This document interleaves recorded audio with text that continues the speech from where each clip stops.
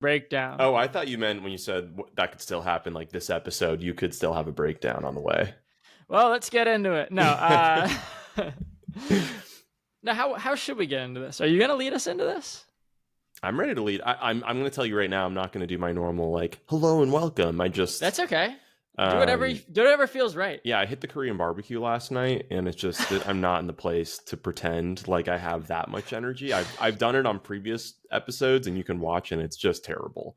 It's something about the variety of meats. Like, there's no way that like you're ever gonna leave a Korean barbecue place feeling good. Oh, dude, that's a little bit true. I have no problem with that. My body can put down some meat, but it's I mean, you're drinking soju and beers, and you're a little rougher on the other end of it. That's fair enough. But yeah, let's get into it today. So for this week's episode, we're talking about Nashville. Came out in 1975, which is actually really exciting. So we're recording this May 11th, 2025. It came out on June 11th, 1975. So technically we're a month short of a 50-year anniversary. I think we can count it. I don't think, at this point, 90% of the cast is dead. I don't think anyone's really counting.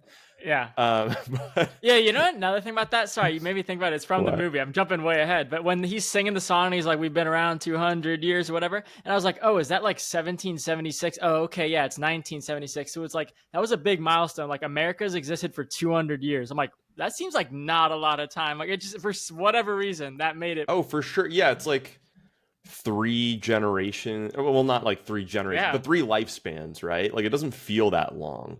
No. And like for whatever reason, hearing it in that song in the movie, like put that in perspective for me. I'm like, oh yeah, it's really not like a long time. People used to really rock with America. There's still definitely people that do, but by and large, like it used to be like a cool thing to be. And I guess, I mean, I'm also saying that this was filmed when Vietnam was going on. So it's like there was also people even back then that were very much not going to be singing that song. But I think it was a little more ubiquitous than it is today. Yeah, maybe. Sorry, I took us off already. Yeah, so let's get into it. So we're talking about Nashville today. We do always start every episode by going over our recent watches, but you can, of course, skip ahead using the chapters linked in the description. But before we get into that, John, what have you been watching recently? Yeah, I actually watched one today. I usually don't do that. I usually let the last one I watched before this be the one we talk about, Mm-hmm. But for whatever reason, I watched one this morning. It's called M. It's just like one of these classic thriller, like murder movies, but it's like a German movie from the like 30s or something. Oh, okay. I assume this is pretty well known. Yeah, it is. Like you might recognize the poster, the movie poster. It's called M.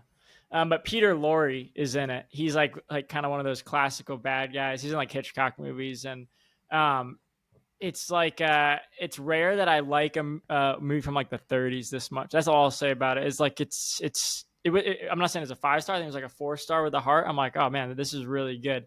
Like usually those can drag a little bit. Okay. And I think actually what was cool about it is it made me like understand my rating a bit more. So let me see if I can break this down for you. So like I think like I'm giving a movie like that 4 stars, like the same way like a Roger Ebert, like the 4 out of 4, Mm-hmm. like the 4 stars, like this is a perfect movie. Goes, I don't know if it's actually saying this is a perfect movie, but like whatever a 4-star means to like Roger Ebert, I feel like that's the same on Letterboxd. And then like a 4.5 and like a 5 is just like you liking it like a little bit more. That's like my new way of like approaching, So it's like the base, like this was a 4, baseline 4, but it's not in that like 4.5, 5, like to me, Okay, that makes sense. Yeah. Yeah, that's just been like the new way I thought about it. Yeah.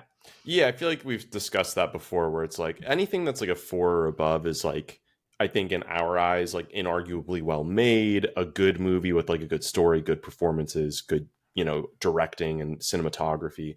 Anything over that, it's kind of just like down to preference a little bit. Like, what's your favorite flavor? Yeah, exactly. Nice.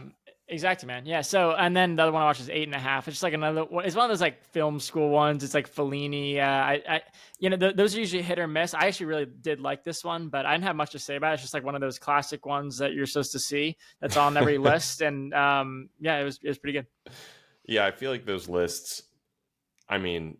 And I haven't even truly gone through a lot of them, but when I have done them, it's not a great batting average of me enjoying them. Like pretty frequently I'll respect them at least for like what they accomplished at the time. But if you can walk away from one and be like, oh no, I actually enjoyed it, I feel like that's a nice experience. Yeah, and these two I enjoyed. I've seen another like a couple others in this period because I've just been back in my like older ones, and these are the only two I would have mentioned to you as like, yo, these are actually pretty good. Okay, where are you going to for recommendations like these?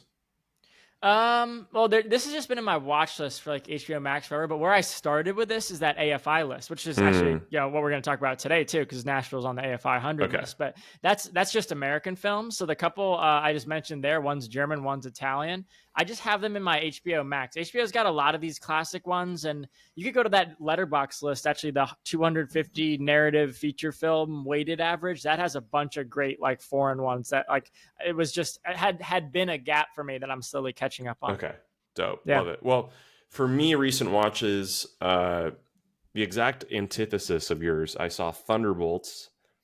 I'm not going to go into it in the weeds, but I will say it was messy at times, but ultimately really fun and entertaining, and I'd call it good. I enjoyed it. I heard that. Yeah, I heard that. But tell me why. Just it was like good performances. Like just expand a little bit. I'm curious. Yeah, I thought it was like a fun, new-ish tone for the MCU. Like the comedy was actually good too, without it being. I think there's a lot of. The MCU has suffered from success in a lot of ways, not like it hasn't always been warranted, but one of the many versions of that is people loved the comedy in the original Avengers and some of those original MCU movies, right? Like they found it very quippy and smart and like sarcastic. And the problem is they just kind of didn't stop doing that, right? But at one point people really did like it. We just became a little bit like over accustomed to it. And it was like, okay, this doesn't feel original anymore. I thought the comedy in this was like actually really solid with David Harbour and Florence Pugh and co were really good. The performance is really good. There's like a great opening action sequence at the beginning that I think is like super grounded. And, the MCU has to deal with the very real problem of making the stakes contiguously bigger. So I think sometimes when they take a step back and it's like, hey, this is just like a fist fight amongst 4 or 5 movies, or 4 or 5 assassins. That to me is actually like a different version of the stakes rather than having to grow the stakes to differentiate. So I thought it was fun. Yeah, that makes sense. The other movie I watched, again, not a perfect movie at all, but it just was entertaining for what it was. And I thought it was way better than what they've been putting out recently. The other movie I watched was Friendship. Are you a Tim Robinson guy? I am, and I really want to see this. Okay, but I saw your score. I saw your score of it, so I was like, oh no, I was hoping for like a 5-star because I really like Tim Robinson. He's hilarious. I love Tim Robinson. I just think I ultimately really enjoyed it. So the movie is about Tim Robinson and Paul Rudd. Tim Robinson plays this kind of stand-in for a very incredibly lame and like socially inept man in his 40s, but in a lot of ways, he's a very like normal American father. Is kind of the idea. And he lives this mundane life with no friendship. He meets Paul Rudd, who's the very cool weatherman neighbor. All this is in the trailer. That moves in next door. And basically the dynamic between their like friendship into enemyship and what does that look like? But it is 100% just an I think you should leave feature length film. But I love that. I mean, Kate Mara plays Tim Robinson's wife, and she's just like excellent. Like tonally, she's right where she needs to be. You get Connor O'Malley. I don't know if you're familiar with him. Yeah. He's lights out in like 2 scenes in this movie that are so good. We've talked about him. We've talked about him because I'm a fan of him, and I've logged like a couple of his things on Letterboxd. I forgot about that. I like him, but I thought you didn't like him. No, I like him and stuff. I think if I watch his content, I find it honestly pretty upsetting and I can't really watch it, which I think is the point. That. Yeah, no, I still feel that way. But I think when he shows up on someone else's project and is like aware to be like, okay, like I'm going to match their vision, he's great at it. So I like Connor O'Malley. Fair. He's that's just actually like, totally fair. Yeah. As I'm like reviewing some of the things I've seen from him in my brain, and I'm like, yeah, no, that makes sense. No, he. Well, let me know if you end up seeing Friendship because I'd be very curious to hear what you think. But I really want to see it in theaters. Actually, I think I checked to see if it was in theaters in my area, and it wasn't. So maybe it's just not as widely released. Yeah, it hasn't been a huge release. Okay. Yeah.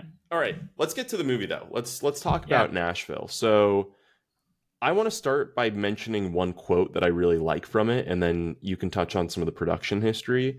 Okay. This was a review from Ray Sawhill of Solid Views. The film as reflective of the 1970s political climate. And what he wrote was that the film comes across as a piece of new journalism. Altman is using Nashville metaphorically. He's really talking about politics.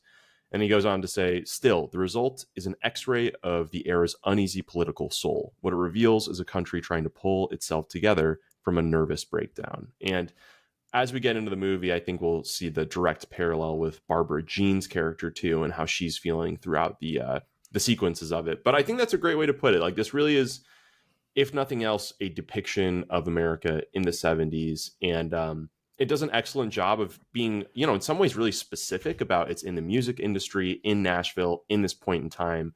And so in some ways it could feel like, okay, this is really niche. Like, this isn't portraying New York. It isn't portraying Washington or Florida or the great expanse that is the US, but it's depicting culture and it's depicting politics. And those are things that are ubiquitous in some ways, right? And so I think it's a great, like, really clever way of making it, like I was just saying, niche in some regards, but ultimately it's really applicable to a greater American experience.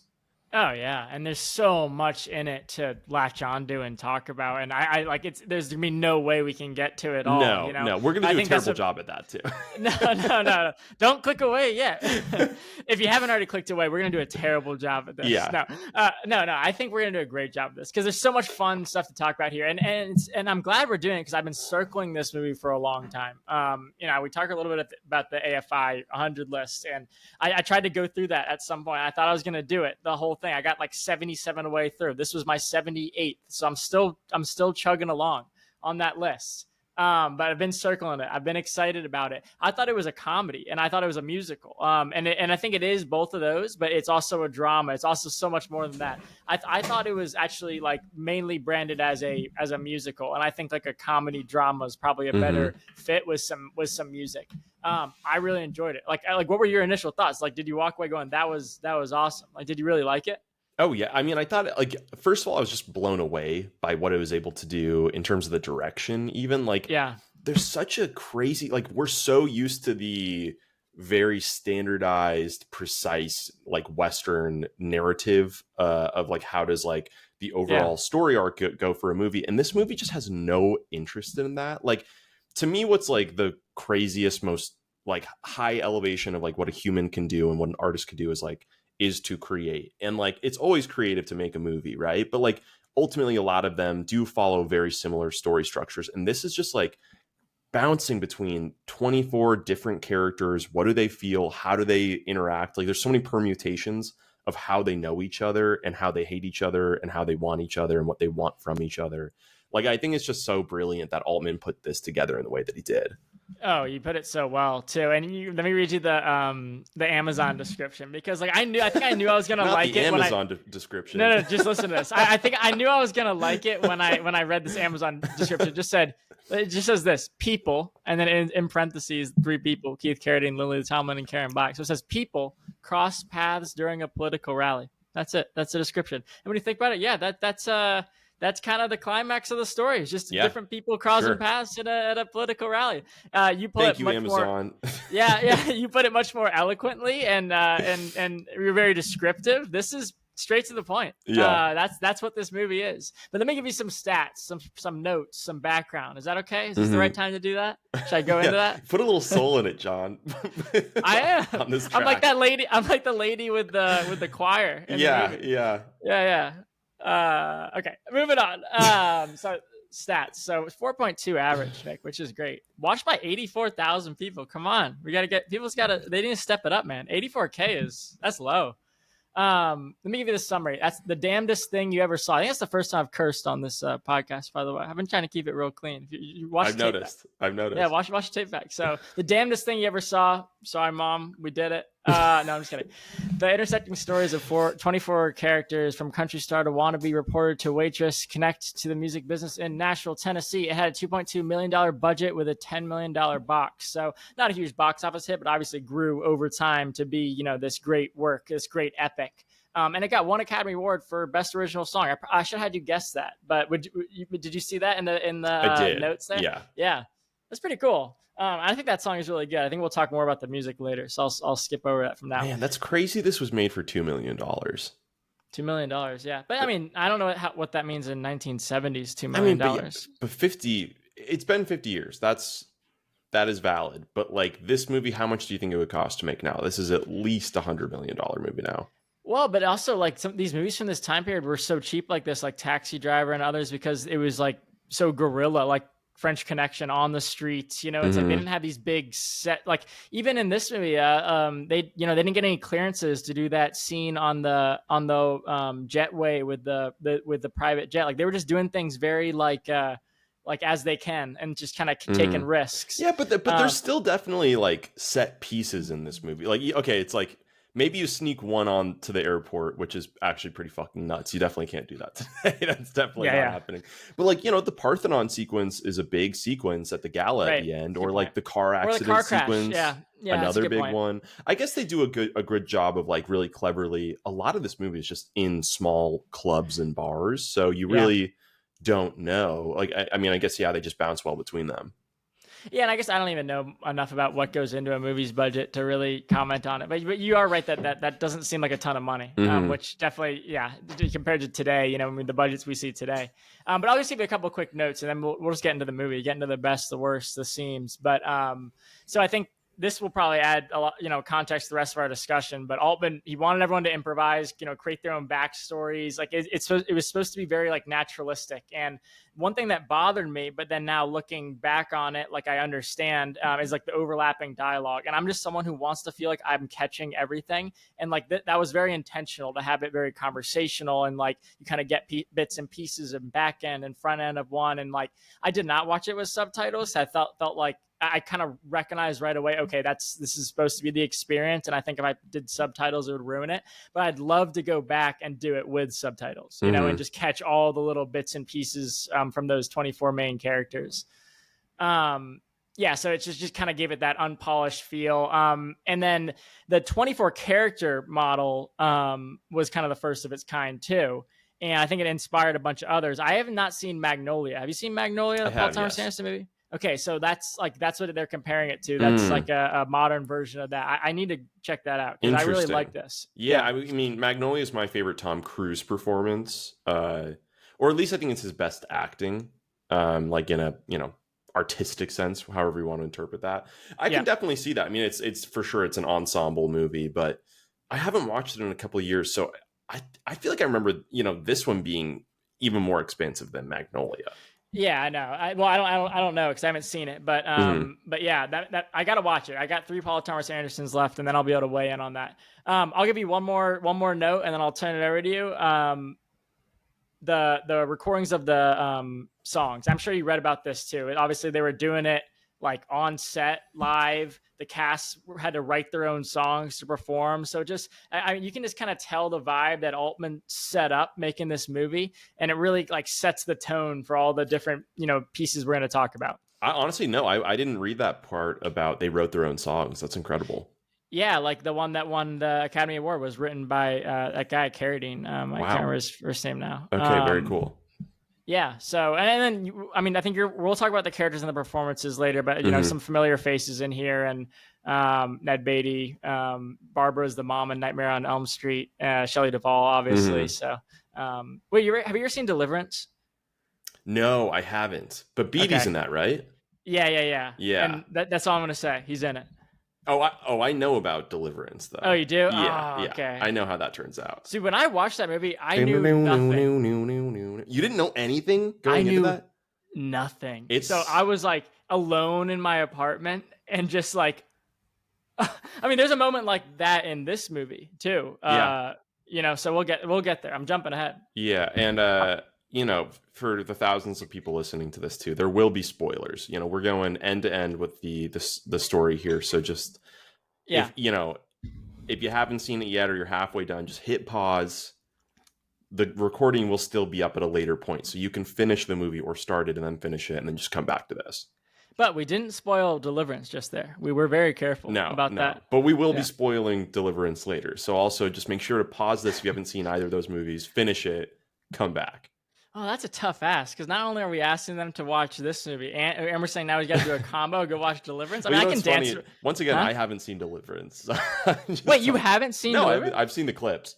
Oh wait, yeah, we just said that, and then you said about. Okay, so Yeah, I no, I just know kind of my brain just switched to like, okay, he knows it, so I can Yeah. But yeah, you haven't seen it. Okay, you said that literally a minute ago, and I've already moved on. I'm excited, Nick. I'm ready to talk Okay, today. let's I'm get into ready the to talk. sequences. Yeah, let's talk about it. Let's do it. Okay, so we start with there's sort of a mini intro shot, but it's not the first sequence, which is we see this truck fixed up with speakers. It's blaring a recorded speech by Hal Philip Walker, who is the presidential candidate of the Replacement Party, which I do not believe exists. I think that just is in the context of this movie. And although we never get to see Hal Philip Walker throughout the film, he's every bit as present and influential as any other character, because we constantly are hearing this recording as the truck is driving through town, which is such a sweet, like great little device that they do here, that like just like you understand as a viewer implicitly through the rest of the film that when you hear the speaker, like it is the truck. And of course there are cuts of it around intermittently, but it's just this great narration that's provided really organically. Oh yeah, and it puts you in this kind of like lull, Mm-hmm. like it's just in the background. And if you listen, like I kept trying to listen to what he was saying. Another reason probably not to do subtitles, because I kept like catching pieces of it, and I was like, wait, what is he for? I actually Mm-hmm. wish I had taken some I of these kind of notes liked down. though. He has some really Oh hot takes. yeah, yeah. But do you have any of them written down? Because that would have been a hilarious thing to go Yeah, I through. know one of them was lawyers do two things. One is they make clear, and one is they obfuscate or, make unclear. And they just do whichever one suits them on any given day. He's very anti-lawyer. At the end, the news anchor is actually listing out what some of his stances are. One of them is removing lawyers from politics, which is honestly, there's some takes that I kind of like. I mean, he's a very good speaker throughout the movie. And at the end, I was like, okay, let's hear this guy out. And when he's like, no lawyers in politics, I was like, okay, wait, that's actually a little crazy. I mean, we just need people to know how the law works for people to make laws, right? That feels like an Yeah. important part of that process.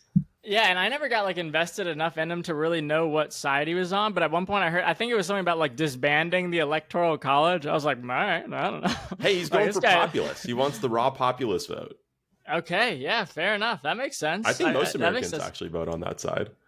Yeah. Okay. All right. Yeah. Um, okay, but so we have this Hal Philip Walker basically acting as a specter over the movie. Also, Yeah. just like in a very practical sense, it's a great way to never have a moment where you can get distracted as a viewer, because any other movie, you go from one scene to another, there is just like a 10-second lull, and our brains are so tiny and smooth nowadays that you're like, oh, okay, let me go on my phone or whatever. Like, this is a great way to just continue to be like, I have thoughts as a writer, as a director, as whoever.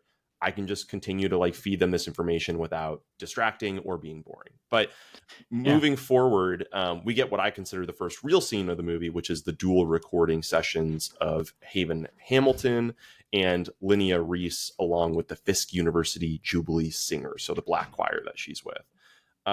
It's a great scene. It already sets up like a delineation in America between white America and black America. Like, we get Haven Hamilton is singing this bicentennial song, "We Must Be Doing Something Right to Last 200 Years," which is like a very like patriotic, it's been rough, in an outsider who we've had to fight version, right? But we're doing something right, that we're still here, completely ignoring some of the internal stripes of racism and all those types of things. But I still found the song, as much as it was a little slow and very measured, I still found it moving in a way, like the first time that I heard it. So there was something cool there. But then you get introduced to the black choir and Linnea Reese singing with them. You're like, there's so much more energy here. I would way rather be in this studio than the other one. John, what are your thoughts on that?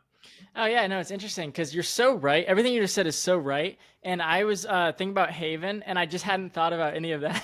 Like I was just like, he is such a jerk. Like, he treats everybody so bad, because like he does, and like he really sets the tone right at the beginning of Mm-hmm. the movie. And like I think it's there's moments when he's singing, that he just gives like little looks where I'm like, oh, this guy's like goes hard at singing. Like Mm-hmm. he tips you off a little bit that he's pretty intense. And then it just progresses from there. Like, all of a sudden, like he's not addressing anyone in the room other than the one guy on the mic, and like the tone just His switches. son. Like Yeah. yeah, like then yeah, it was his son, right? And then he wants to do another take, because like he's calling everybody out, but not directly to him. And like then they come back after they cut back and forth from the choir, and it's like the tone in the room is totally different. It's like Mm-hmm. they're on take like 30, and everybody's just like, Like, how do we get out of this? Setting the tone is a great way to put it too, because this movie is such a, like, I don't want to get ahead of the titles that I could think of for this movie, but we cut in and it's, at first it's like this really, like, okay, like it's sort of, it's not quite gospel and like the black gospel Right. version, but it's like, very regal, measured, almost like a military song. But there's something about it that's like, okay, like it's a beautiful song. Like it sounds pretty. It's a good singer. He takes it very seriously. And then it's like, bam, this is not about music. This is like about power, and this is about money. And like this guy has both. So you're going to do what he says. But simultaneously, he is a musician. Like he takes it really seriously. So there's this weird dichotomy of like, just because he's one thing doesn't mean he's not the other, And I think that that's totally true throughout this entire movie, is that all of these people are fucking salespeople, and they are singers, and they are charlatans, and they are human. It's, I think, a great through line of the entire movie, and Haven does a great job of setting that up. Oh, I think definitely. And like, you're trying to figure out where he sits in the ladder as well. Like you see where he sits in the ladder of that room, but like you're trying to figure out his status in the society. How much of this is him like kind of puffing his chest? Because maybe elsewhere he doesn't really have the clout that he does in this room. Exactly. And dude, there's one moment though in that beginning part with that first recording that really stands out to me. It's when he like the not addressing anyone in the room. Okay, whatever. He's kind of like a big shot artist. But then when he asks the guy, he's like, can we replace the piano player with this guy, whatever? And then you think he's never going to address the piano player. But then he walks right up to him and just like rips him for his haircut and walks out. I'm like, whoa, this guy's hardcore. So it's like he doesn't even like, he doesn't think that guy deserves like the respect enough for him to like rip him directly about his music. He's like, nah, but then personally he will do it. Yeah, personally I'm good. Yeah. Okay, like, wow. Okay, but there's part of you that's like, okay, so the first time he calls out Frog, he's an asshole about it, right? He just is, totally. But like also, Frog stops playing the second time around, and that's when he's like, get this guy the fuck out of here. So it's like, there's part of you that's like, okay, he's a dick, he's in charge, he's being an asshole. But there's part of you that's also like, I mean, the guy showed up, he's getting paid to be there, and he's not doing his fucking job. Like, this is a cutthroat industry. It's almost a little, I mean, I don't think he deserves this, but it's a little Tom Cruise during COVID. We are the gold standard, right? It's like, he takes his fucking kingdom seriously. And honestly, what I found grosser about his character wasn't even just the intensity. I think maybe he's a dick, but maybe he takes his art seriously. Like, I can sort of respect that. It's that, like, it's almost like, it's the coldness that it's like a machine when he's making the music, and it's like, okay, there's not passion here. That's the part that's almost more upsetting, is like, you're just kind of going through the motions, it seems like. Yeah, but he also loves where he's at. Like, he loves that. Like, he's got the jacket on, and he's got his whole family around. Like I mean, we'll get into that as we go through the scenes. Like, it's there's so much to talk to about him, but yeah, he sets the tone. I think that's how I want to put it to you, is he sets the tone for the movie. Yes. Yeah, and again, just to reiterate, then you go into the choir room, and you're just having a great time. And also just the sound that they're putting out. I almost wanted to describe it as like, this is so much more of the future, but I think that's not actually accurate, because it's 1975. There's already established rock and roll and a lot of other things, right? But it does just have such a better energy, and you can totally see that immediately. But okay, moving forward, after this scene, we go into the airport arrival of Barbara Jean. So she's supposed to be this like small town hero, essentially. Well, not small town, it's Nashville, but she is a town hero of Nashville as the singer. Ostensibly, she's recovering from this burn injury, but I think as the movie goes on, we start to see like, maybe it's really just like a nervous breakdown occurred and she went away for a while to work on that. It's a little unclear, but ultimately this is the jumping off point for us to get introduced to the vast bulk of our cast. So we have Tom, Bill, and Mary, who are the trio musical act. They've got Norman, their friend, quote unquote, / driver. We have Dell and John Triplett. So Dell is the kind of businessman who seems to make a lot of things happen in Nashville. John Triplett is the organizer for the political candidate. We have Barbara Jean and her husband Barnett. We have Suleen, who's the waitress, who is just awful at singing, and Wade, who's the cook at her restaurant. And then Mr. Green and Martha. So Mr. Green is the older man with the sickly wife. Martha is also known as L.A. Joan, who is a hippie from California and just the worst niece of all time. And then lastly, we have the tricycle man. I'm sure there's some others, but those are the big ones. Did you know like who? Like, it took me so long to figure out Ned Beatty's role. Like, I was confused. A lot of it. As Del Reese. Well, no, just like knowing who's who in what storyline. Like I was definitely having a hard time keeping up because I was trying to listen to all the dialogue, and I kept losing kind of the thread of the story. I was weirdly, Like, Dell was the one that I couldn't look away from. So I okay, felt like I was just able to better focus on his roles.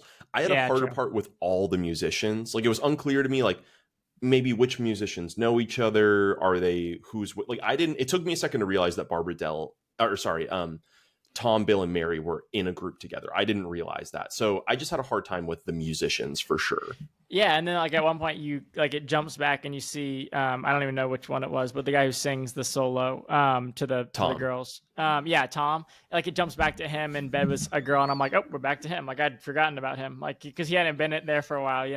And then like random people would get storylines that I was like, wait, that guy's gonna be a main character. And a perfect example of this is like man, I'm probably jumping ahead, but whatever. Do There's it. a guy. There's a guy sitting at the bar when the girl who's so bad at singing first comes in, and she's like dancing at the bar, and he's like looking over at her, and he's like upset, and he's like, but it's not like a key part of that scene. Like you barely see him kind of like being annoyed with her, trying to like flirt and like dance at the Mm-hmm. bar, whatever. But then that guy ends up being the dad or of the blonde girl who's like the runaway or whatever. Like he's like chasing her out of the bar or what. It just gets starts to I get. think they're husband and wife.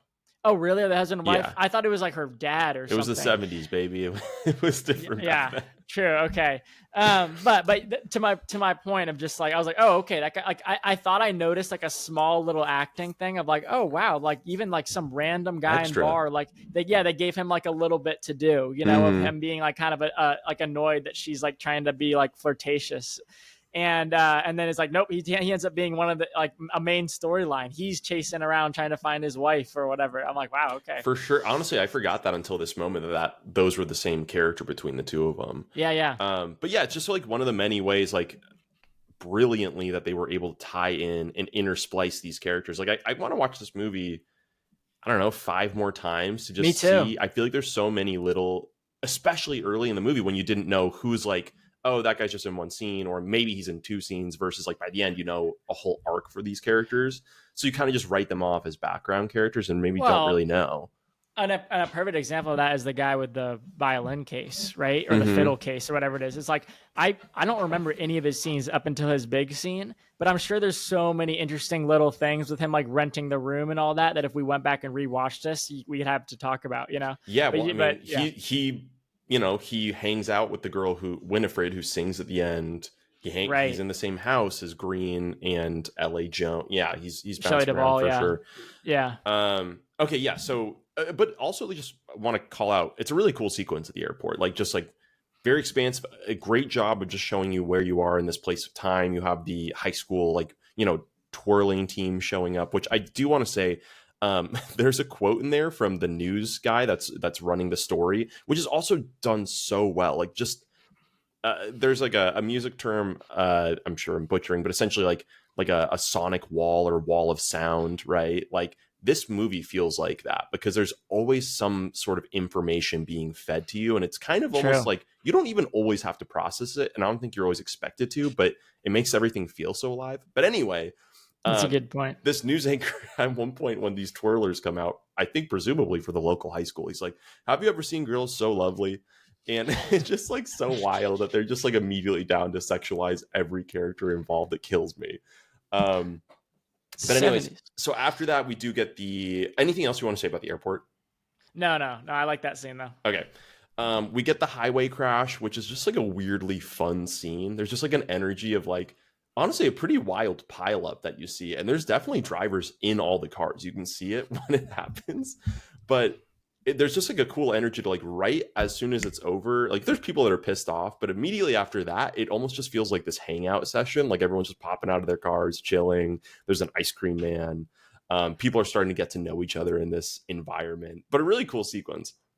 Yeah, you see, like, I think you see Haven like fighting with his wife, and like it's like you get, I don't know. I really liked it too, and I think it's like the last time in the movie, not to say a negative thing, but I think it's the last time in the movie that it makes sense that everybody's still in the same place, you know? Because it's like they're Hmm. all in the airport, then they're all in that car crash together. Okay, they're all driving back from the airport. That makes sense to me. But then all like every other time, I'm like, oh, these all these people are still ending up in the same location. Like how's like you brought up earlier, like I don't know how big of a town Nashville was at that time. I'm like, is it like a really small town in the 70s? I should have looked this up. Like, what was the population of Nashville in the 70s? It seems like there's like 3 bars that everybody hangs out at, you Yeah, know? well, I mean, I think there is like the bar street. You know, everyone's Yeah, going yeah. like the Grand Ole Opry is the location, especially if you're a musician. So I can see some Right, overlap sure. there. But you also get the you know alleged BBC reporter who's in the car with Linnea, the mother of the deaf children, and the singer with the Right. choir. And she's interviewing her in the car, and she's like, "Oh, like, do you have any kids?" And she's like, "Yeah, I have like 2 children. They're deaf." And She's she's like, like, that's "That's terrible. terrible. That's horrible." And she's like, "No, if you met them, they're like beautiful children." She's like, "I just couldn't. I'd be too devastated. That's so sad."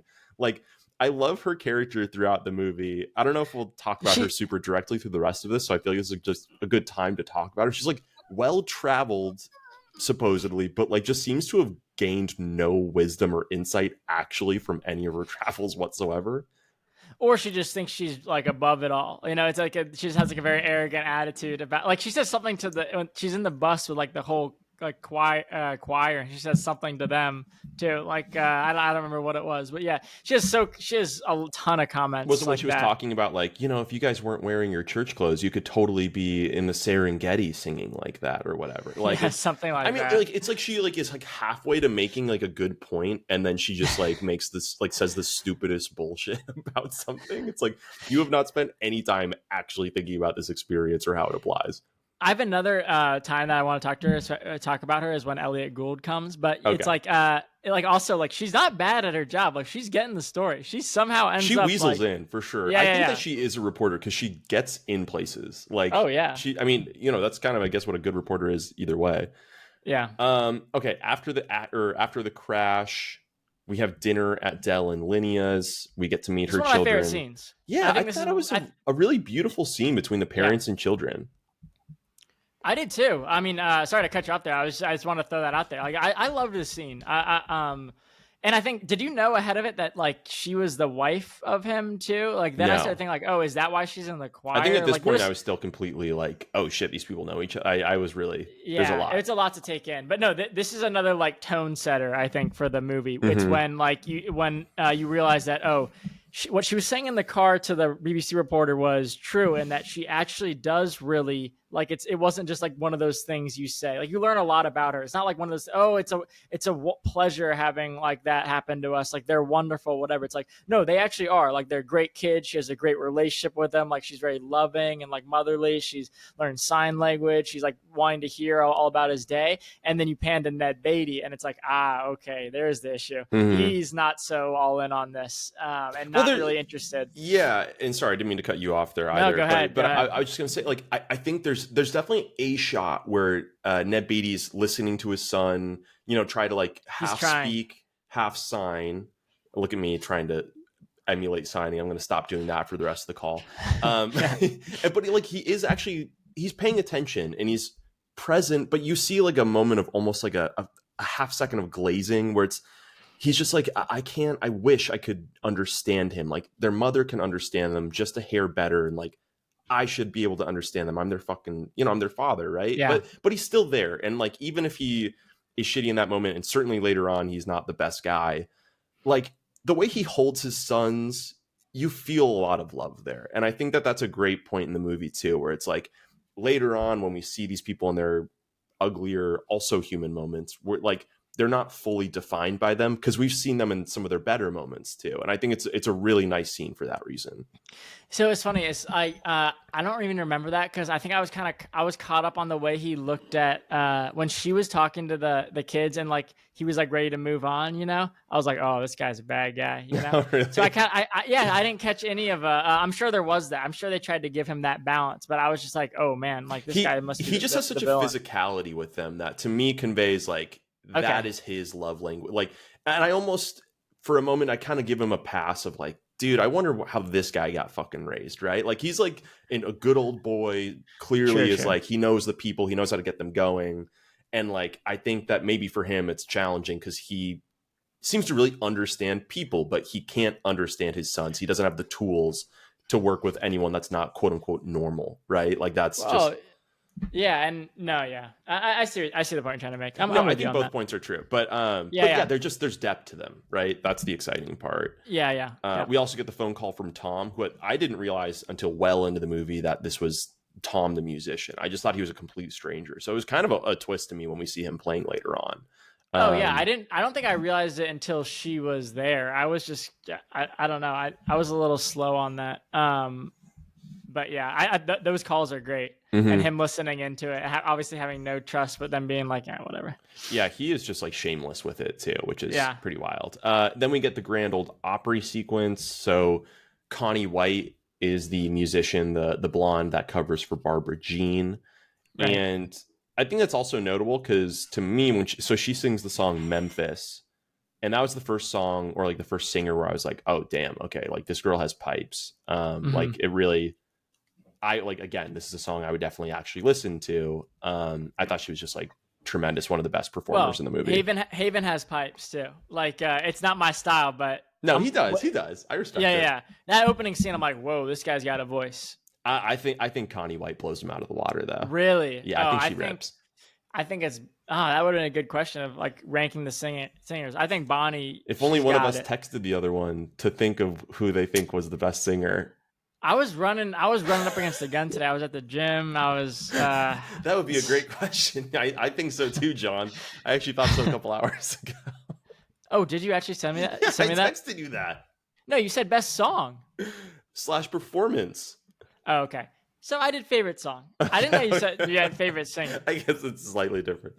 No, it's different. My favorite song is definitely not my favorite singer. Okay. Well, we can get to that when we get to that. You're jumping ahead on me now. I'll retract the things.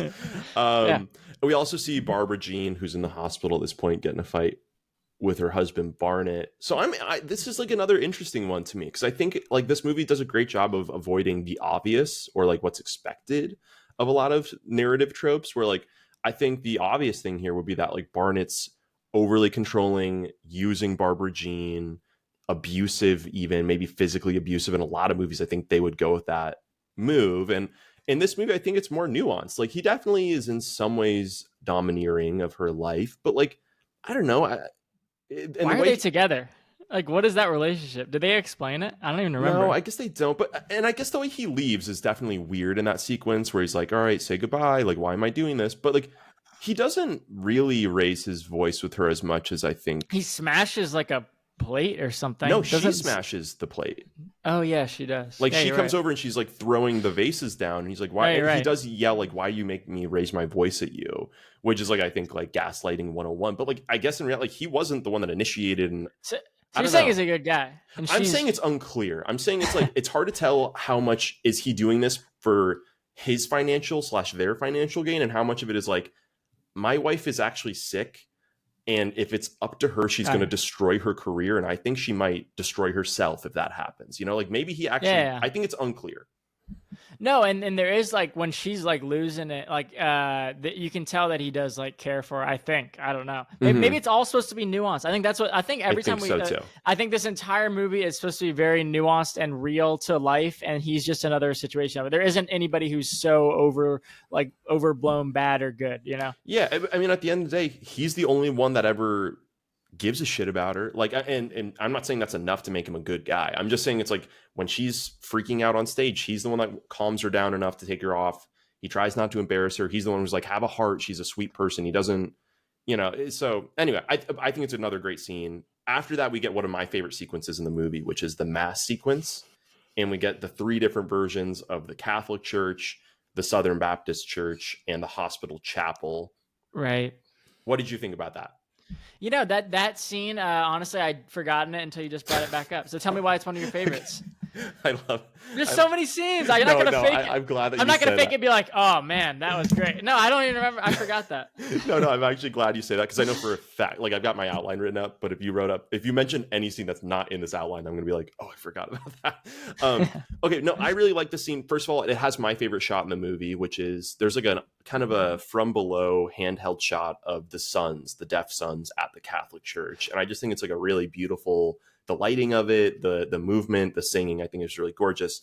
But like in the larger sequence of these three churches, three masses, I think it's like a really cool depiction of there is definitely a divide between these three groups, probably most notably between the Catholic Church and the Southern Baptists, similar to the recording sessions earlier in the movie.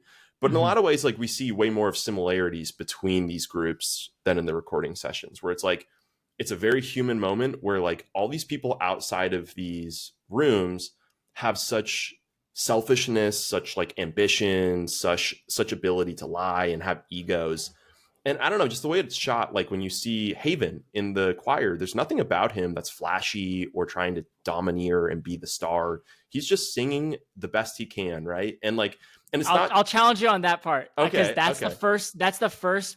You just give me that whole explanation of that and like of that scene. That's the first part I remember because I remember clocking like, oh, even in the choir, Haven's that guy. Because I remember seeing those guys in my church growing up who are like, they're all into it, you know, and they're like they're putting more on it than Put a little mustard on there. Yeah, a little mustard on there. So it's very subtle. And you're right, he's not totally still in the show. Like he's singing in a choir. How can you? But he's that guy who's like putting a little extra. He's like going he loves hard. singing. He loves the fact that he's good at singing. Yeah. And I think it's like the other points we talked about. It's probably it's little column A and column B, right? But like I also think it's like who is the type of person that puts on the fucking rhinestone jacket that he's wearing? It's like, yes, it's someone who wants to be a star, but like this guy I think fucking loves to sing. Like I think he loves what it means to him. And I just think it's like it's cool that it's not just music between these three masses. It's specifically the human act of singing. Like I think that's a really very cool through line there. And I think it's just like we see everyone kind of at their best in this moment. Even if it's not perfect and even if it's still a little vain, it's like, okay, you can see that this guy has a passion for something, and how can you not kind of love that about him? Yeah, true. Does he have the rhinestone jacket on? No, I don't think. I think he's just wearing like a choir fit in that one. No, but under? I would have to double check. I bet he does. It's like Royal Tenenbaums with the tracksuits. The tracksuits. Yeah, Tenenbaums. Like that's probably where they got it from. All right, fine, John. My favorite scene sucks. No, your favorite scene. Your favorite scene sounds great. I just didn't remember it for the same reason. You know. No, I think it's a great depiction of community. And again, like it's so much of what this movie is like a niche community in this group. But moving forward. We then have the Opryland USA. I don't think we have to talk about this super long, but this is when Barbara Jean sings and then has her nervous breakdown. I feel like if there's one kind of piece of this movie that's still like a little bit of a blank spot for me, it's really Barbara Jean. Like I think there's probably more depth to her than I see it or like understand it so far. But like, you know, she sings a beautiful song. She clearly is really talented. And then she feels the need to start telling these stories about her childhood and kind of what caused her to be in this place. Have you thought much about Barbara Jean and what she's supposed to really depict in this movie? I mean, she's definitely got some issues. Like she's got some mental health issues. She's having like mental breakdowns on stage. You know, she's in a weird relation. Like that scene with them in the hotel or in the hospital is like crazy. Like the way they're talking to each other. You know. So like, yeah, I feel like she's the most unexplored character. But like to me, there's a lot there that like I would love to know her backstory. I mean, she's like I know she tries to tell it, but I mean, she would love to tell you, yeah. But I mean the one that maybe is not on stage because she seems like she's been through some stuff. I don't mean to say that in like a jovial way. Like it's I can tell that she's been through it. Yeah, like has there been abuse? Has there been who knows? Like it doesn't seem off the table with where she's at. Yeah. I have some like notes down. I don't know if they've passed in our timeline. Dude, can I read a couple? Yeah, rip it. All right. I love when they're singing at the stock car race. You remember that? That's around here. Yeah, that's a great shot. It's perfect. And the first time you kind of hear it, the second time it's just total like because I think the race starts and it's like totally. Have you ever been to a racetrack, by the way? Yes, and it's so loud. Yeah, it's Yes. my Actually, no, I've never. autistic nightmare. I've Wait. been once and I hated it. So I actually have never been to a racetrack. I went to a race in downtown St. Petersburg where they closed off all the streets and it was insanely loud. But I feel like at the track, it's with the Like an crowd noise, it's illegal probably race? no. Like they closed down all the streets. They put up fences and they build like it's like a F. I don't know if it's F1 or I don't know. It's like Indy cars, but it's like a street race. They do them in like Vegas and stuff. Oh, But okay. they make it's like Mario Kart or something. They make a course out of the your favorite restaurants and bars. Cool. Yeah. So there's that one I wanted to mention, and then I think this is the same concert as the Barbara Jean one. They're kind of jumbling in my head, but when Haven's singing, and it's you get to see him singing live for the first time. You've seen him in the studio, you've seen him in the chorus, and now it's him singing live, and you think like, oh man, he's killing it. And then it pans to his view, and there's people like walking to get like a hot dog and like going to the bathroom. I didn't even think about it. You see in the background the fucking husband is looking for Winifred in the front row. He just at one point he walks down the aisle, and then from Haven's point of view, you just see him walk across the full length of the seats. Or like you could think like, oh, I guess maybe he just has a seat in the middle. Oh, I guess he just kind of entered from the wrong aisle. He's a seat on. Oh nope, he's just going back up the aisle on the other side. Yeah, no, yeah, he's looking for her everywhere, and Oh, like I didn't every even think scene, of it like that. That's so funny. So yeah, there's those two that I wanted to mention. That's a great one. All right, then we see at Lady Pearl's club, Tom sings for his 19 mistresses in the same room. Oh yeah. So at this point, he has.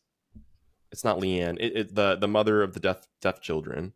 Mm-hmm. He has The singer and his Bill's band. wife. Yeah, what is her name? Is it Mary? I'm gonna say it's Mary. Yeah, I'm I guessing think something like that. He has the BBC reporter and L.A. Joan. So does he have the BBC reporter? That's the one Yeah, I didn't. he sleeps clock. with her. Yeah, but does she like love him like that, or is she just trying to get her story?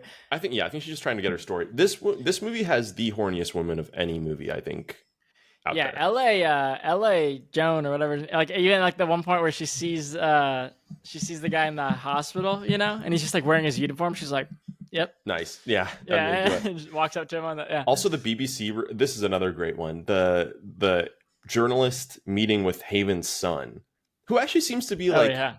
I don't know. Actually, I was going to say he seems like a good guy. I don't think he's a good guy either, because he knows that L.A. Joan is there for her sick aunt, and he chooses to go home with her. I mean, it's like, not a great guy. Anyway, but when wait, we got to talk about. Oh, sorry, go ahead. I was going to say when he's with the reporter, and she gets him to, like, she's really pushing. She's like touching his face, and she's like, "No, tell me, like, did you always want to be a lawyer?" And he's like, "Well, I guess I wrote one song. I've never played it for anyone." And then the instant that Elliot Gould shows up, he's like singing it to her. It's like kind of like a sweet little moment, and she just walks away. She looks up. She goes, "Oh my God, is that Elliot Gould or something like that?" And just walk. Yeah. This is, I think, my favorite scene in the movie. Can I talk about it? I love this scene. Let's get into it. You know why I love it? Is because I forgot about this scene actually. So this is how you get to see the status of people, because Elliot Gould is the only person from the real world who enters this movie, and when you see where he's at on the hierarchy, then it sets this place of everybody else. So like you think that like Haven's the man, and then at the club the other girl gets called up, and Haven is like he has to kind of awkwardly, he thinks that he's gonna get called up to sing, they're like, we have a big star tonight, and then he's like getting ready to get up, and then it's for the girl, so like you start to see the hierarchy of like stardom, or they're arguing about like, oh, which combination he's like, well, I can play with Barbara and I can play with whatever the other girl's name was, they can't play together, but then when Elliot Gould enters the mix, it's like, oh, that's a real star, and he gets to kind of go around and like big time people and be like, oh, like they're like, oh, you're keeping Elliot Gould waiting at the gate, like go get him right now, So like, and then a funny moment here, this is I think my favorite moment, is when you're seeing that's Price actually of the success, first baby. Well, and then like when she runs over and she starts talking and asking questions, they're actually kind of vibing. Like he's actually kind of interested in her like shtick more than he is interested in Haven, because Haven is so boring, you know. But then Haven's like, get her out of here. Like they're like rushing her off, and Elliot Gould's like, yeah, I think we did meet at that one. Like he's actually trying to have like a conversation with her, because she's the only interesting person. That's good. But yeah, that I just love everything about. Also, what a choice in this movie. Again, you have 24 main characters. And then you're completely ditching any traditional narrative arc structure, right? And you're like, also, actually Elliot Gould is in playing himself in this movie about celebrity. Yes. Robert Altman also directs The Long Goodbye, which is a great Elliot Gould movie. It's a great one.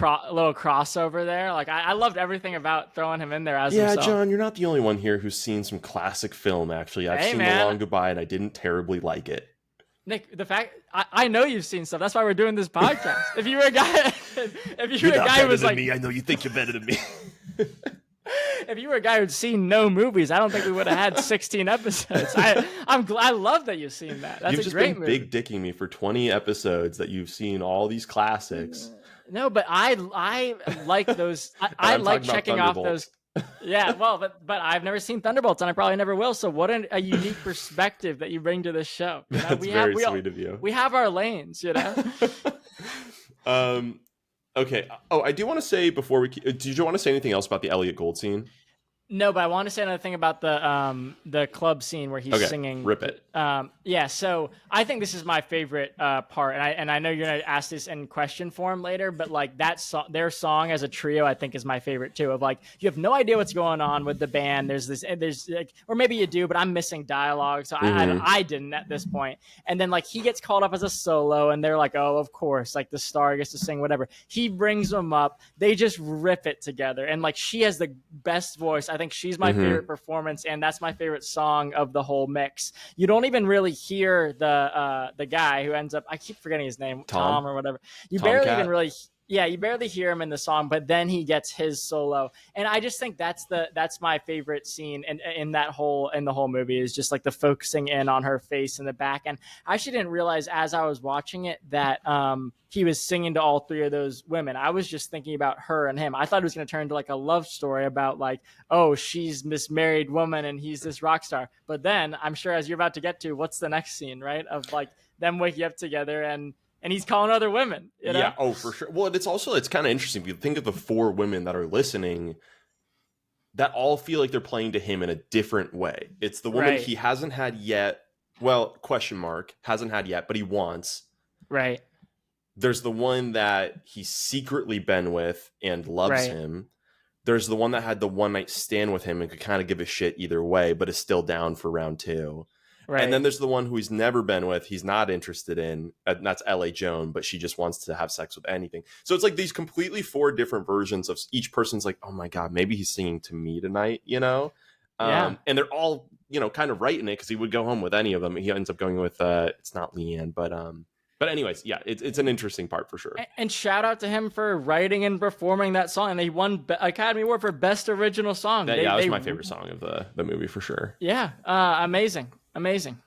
Okay, then we get the flip side of that, if you will, of the Walker fundraiser. Ooh, that's a tough scene. It's kind of giving. Have you seen Requiem for a Dream? Yep.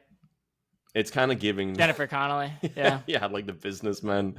Yeah. It's given that to say it's pretty tough out there. We have the least talented, least self-aware character who's supposed to be giving this performance, and it's just immediately bad. They kind of seem weirdly, the businessmen are into it for the first song, I think, for the bit of it, and then they just openly are like, it's not even fun to laugh at you anymore. And you just see a sad striptease. It's like, who could cheer for that? That is tough. That was tough. And I honestly, it was just one of those moments where I didn't realize how far it was going to go. Like, I just kind of was missing stuff where, like, when she went up to talk to him, I thought they just wanted her to finish the song. I didn't get that. I don't think they told her expressly to do that.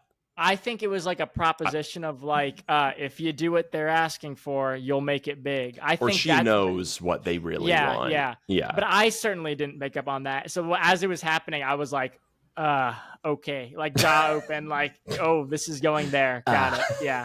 Yeah. This is tough. But when you're watching it solo and you're sitting there like, I hope someone doesn't walk in right now. Yeah, just watching the world's saddest striptease is such a no one wants to see this. This is tough. No. I mean, I guess 100 men in Nashville do in 1975, but yeah, tough beat. Also kind of a weird thing to hitch your horse to in terms of a political campaign, like, hey fellas, get those dollars out. But I think it's another great scene from oh god, who's Del, who plays Del?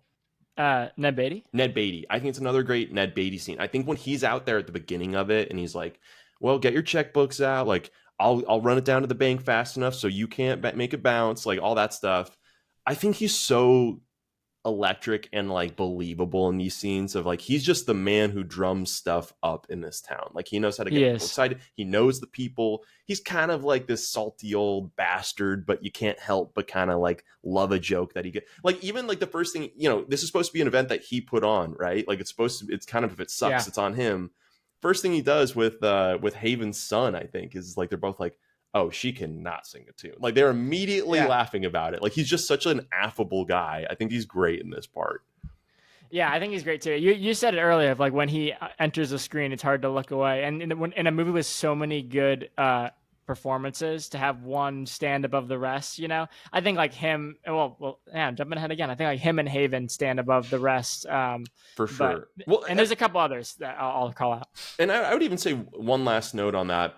I mean, we could touch on it later, but I also even just think it's notable. It's like, I mean, like, Haven's a thinner guy. Like he has kind of like pretty distinct features in a lot of ways. And this isn't even about their performances in this movie, but just the tools they have as an actor.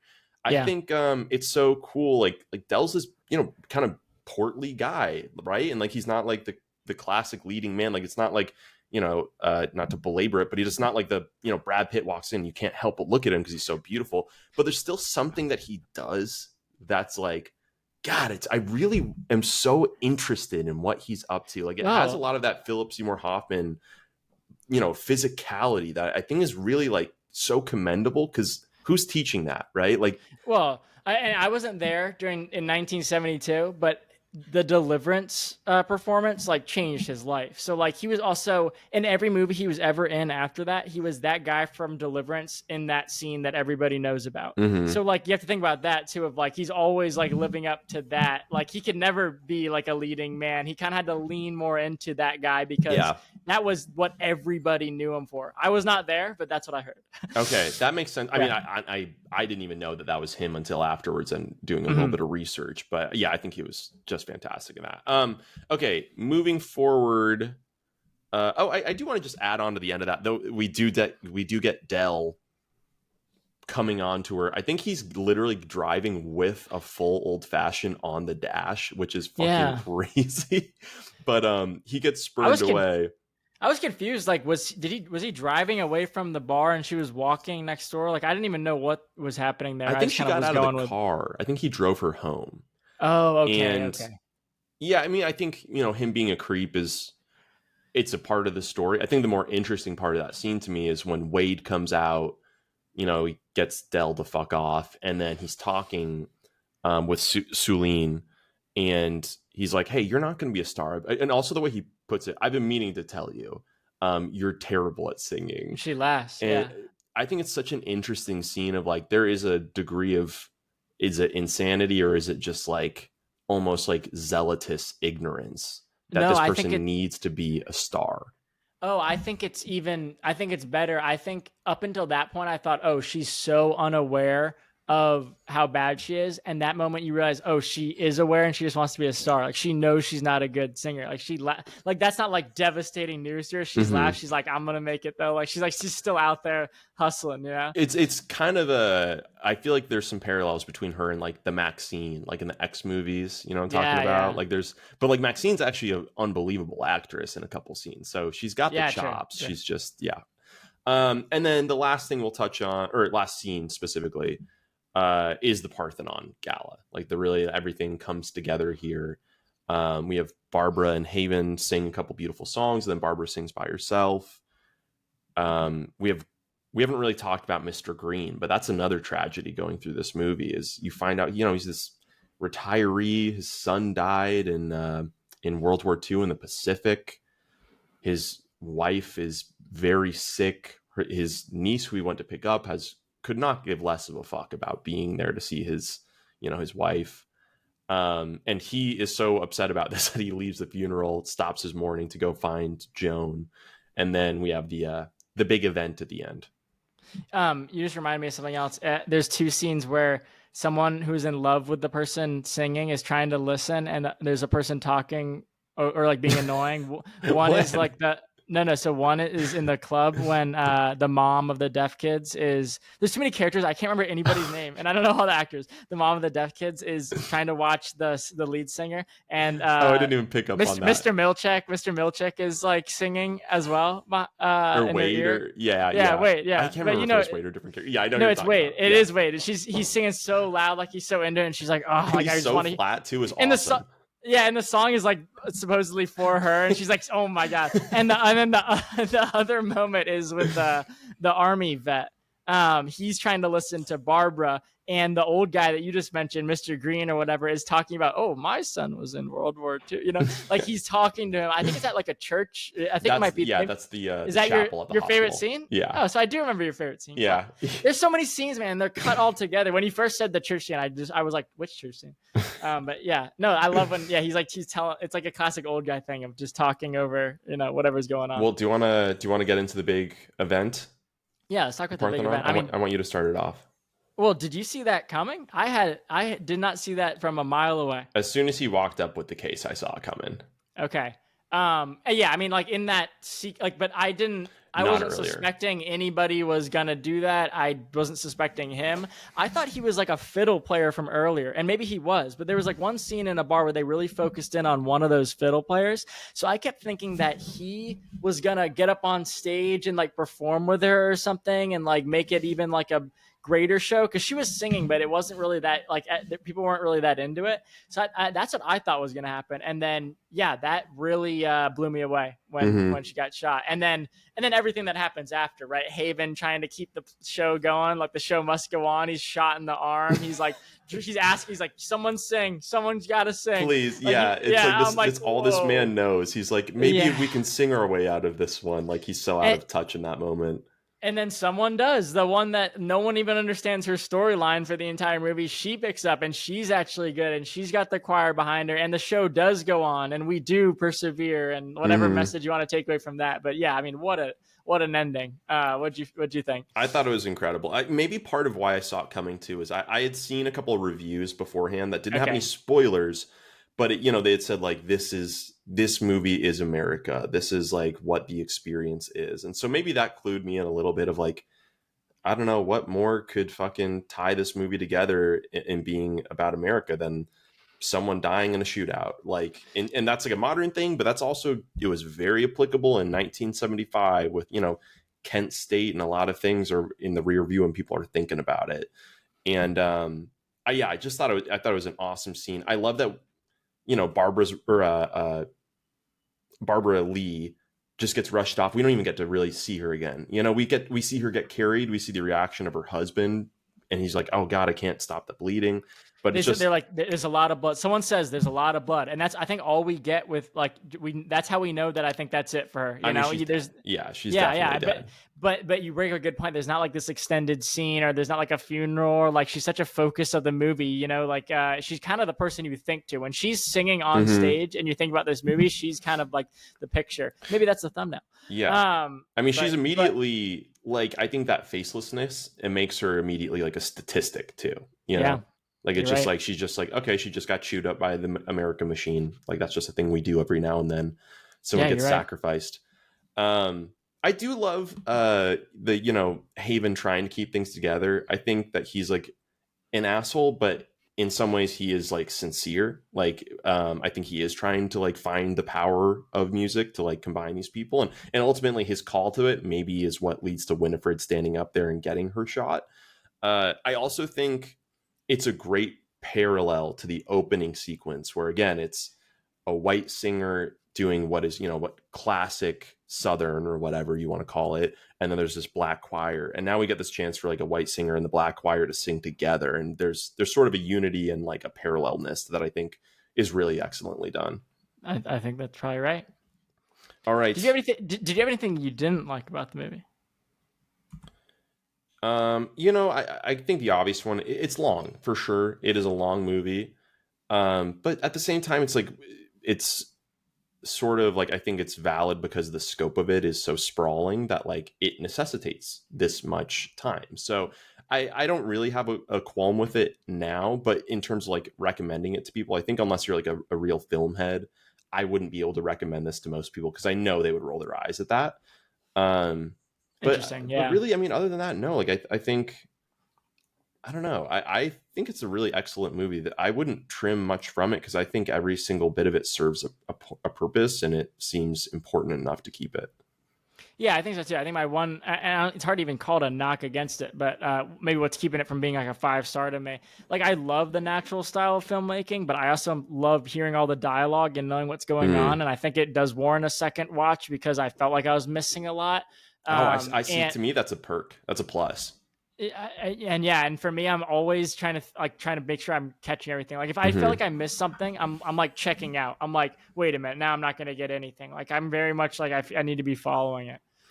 There's a couple of moments that like didn't sync up for whatever reason. Like this, I don't know if it's like, is this my high def TV or whatever? It's like when someone was singing and then their voice was moving it or their mouth was moving and they weren't singing. Like, there's a couple of, like, In the opening minor like, sequence, Haven is singing, yeah, and you see his reflection, and he's not singing. yeah, Yeah, I yeah, and noticed I think that. the same thing happens with Barbara. It happens with somebody else, but I that kind of bothered me a bit. And then Jeff Goldblum, like, I know is he was supposed everything about that character was probably like, actually this was all improv and random, and it does end up fitting like whatever kind of weird vibe I'm sure Altman wanted him to do.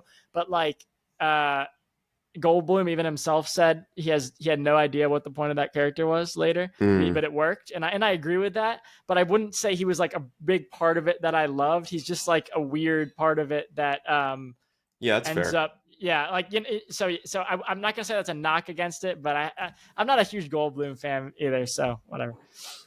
Um, I do have two quotes I want to bring up. Okay. One is when Tom is playing the guitar on his bed, like he always is, and he says, "I've got to take this. Why don't you take this?" And hands him the guitar and write a hit.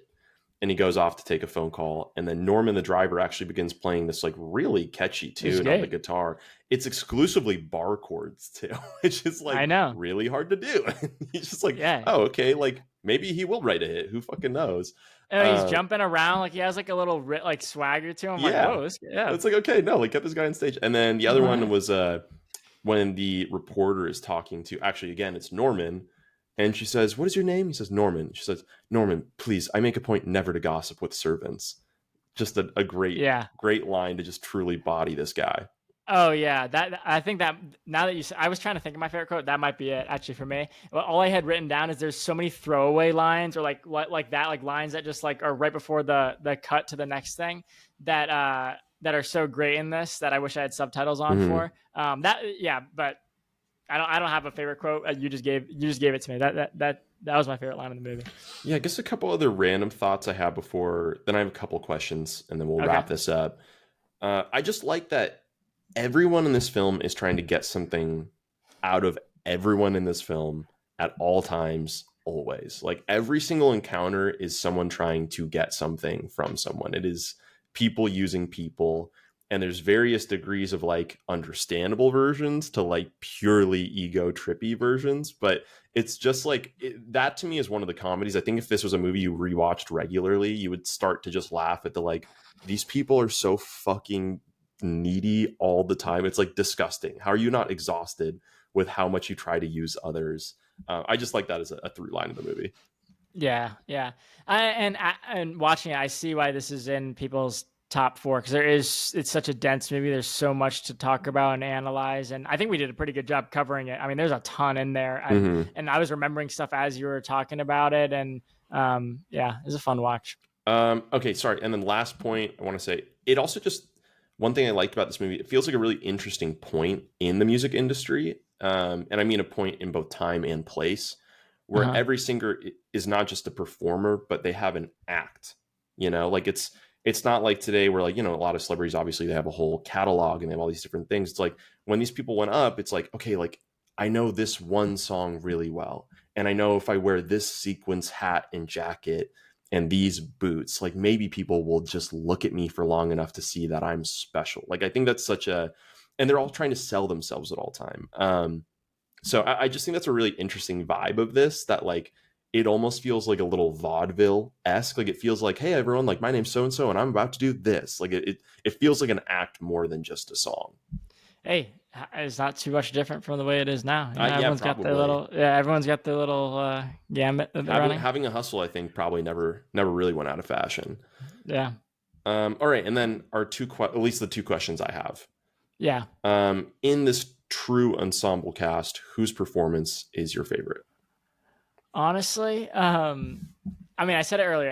Haven and Ned Beatty like really stand out to me. They're show stealers. Barbara Jean is the show stealer. That's like the show stealer, like mega star category. Mm-hmm. But honestly, I think my favorite performance is Elliot Gould playing himself. I think it's hilarious, and it just sets like like I said before. I'm not gonna be able to explain it the same way I did before, but like it just kind of aligns. It aligns Mm-hmm. everybody against his status, He and I plays it think perfectly too. he plays it He's like perfectly. just kind And of aloof enough. yes, it's so great. He's in it for such a little bit of the movie, but I really enjoyed him. That's But great. my obvious answers would be any of the three I named. I just love Haven, Barbara Jean, and then I'd throw Ned Beatty in as like number three. Okay, and I already answered, but Ned Beatty's my guy in this movie. I think he's Yeah, great. yeah. And then we already actually both answered the other one. Favorite song in the movie? Mine was "I'm Easy." You liked the song that the trio played right before. Yes, I Okay. did. All Oh, I right. also think another standout performance is Mary during that song. Like she just hasn't had much until that moment, Mm. and then like she totally like steals the like she's captivating when she's singing in that moment. Um, so I really enjoyed that performance. Like that's what's so great about this movie is it's a musical, but it's also like there's so much drama in the performances that you don't get caught up thinking about, oh, here's another song or here. Like I've seen enough musicals now to know when it's like when you're really seeing a good one that there's also drama like intertwined with like the little facial expressions that Haven's making, like we talked about in the beginning, and same with during this performance, like just how powerful Mary is during that. Mm. Yeah, Okay, John, what's your final score for the movie? I gave it a 4.5, and I can see this being a 5 in the future. I think that's all that matters. I think it was too much for me to digest in one sitting. I almost watched it again this morning, honestly, but then I felt like that would be crazy. But I think I'm gonna watch it again in the future because I Well, do you own bought it it. now. You Yeah. did buy it. Wait, were you able to rent it I was, yeah. for $3? Yeah. Man, I've been working on my TV. I just Why do watched I it on always a have like? laptop. Oh, okay. See, I couldn't do I cheated. that. No, that's fine. The laptop's big enough. But yeah, 4.5. What about you? 4.5 with a heart. Yeah, I had the boring answer here. I had the same. I was kind of torn between 4 and 4.5 because again, like I think it's just excellently made. It does all of the like base requisites of like it's an excellently made movie. I don't know how anyone could feel differently about it in terms of narrative, weight shot, all these different things. The sticking point for me was like again, it was a little long, and I'm like, okay, can I truly like say that this is a movie I'm going to go back to? Like, am I? Like, this is a 3 hour commitment. There's a lot of great movies out there I've never seen even once. But I don't know, honestly, even just talking this through with you, like I feel like I've gained an even greater appreciation for like what they were able to achieve with this. Like again, I think one of the craziest things that we're just not even talking about here a ton is the fact that a director just took such a wildly different approach to like not even how to tell a story, because is this even really a story? Like it's almost like this is 19 vignettes thrown together in a way that's just like masterfully cohesive. Like I think I don't know, I think that that's just so remarkable, and to like innovate in that way is so easy to just like gloss over when that's kind of the without that none of the things we've gotten to talk about would get to exist, at least not I at the same time. I agree. I think Altman also did it at a time when there was other young directors doing the same, like trying to be like innovative and new, and everyone like it was like that whole new wave of guys who were inspired by the same set of guys and out there doing crazy. We've talked about Friedkin, we've talked about Coppola, we've talked about like Scorsese, all the '70s young directors who were just getting budgets to make like whatever they wanted, and Altman found a way to like find his own lane within that and do something totally unique and like create something for others to iterate upon. I mean, Mm-hmm. that's an incredible feat. Agreed. All right. Well, we haven't picked our next movie yet. Oh, actually, well, we probably have. We'll probably redo, since we've already watched it, the Florida Project. We had some technical difficulties on the last one. My Wi-Fi went out. Yeah, but if there are any comments or thoughts on what John and I talked about today, please throw them in the chat. John, this was a great ep.